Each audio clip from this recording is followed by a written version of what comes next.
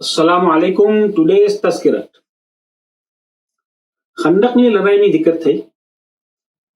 બુરહાનુદ્દીન મોલ્લા એમ ફરમાવતા હતા કે આવા ક્રિટિકલ મોમેન્ટમાં, આ નાજુક વખતમાં બોલનારા મિસલ બોલે છે. મેં મારા મનમાં એમ સોચ્યું કે મેં કોઈ વખત આ મિસલની નેગેટિવ ચીજોમાં નહીં પડું. મેં કોઈ વખત કોઈ ચેલેન્જ છે, કોઈ સિચ્યુએશન છે, એમાં મેં અગર કઈ હેલ્પ કરી શકું છું, મેં અગર કામ આવી શકું છું, તો અલ્હમ્દુલિલ્લાહ, શુક્રન લિલ્લાહ.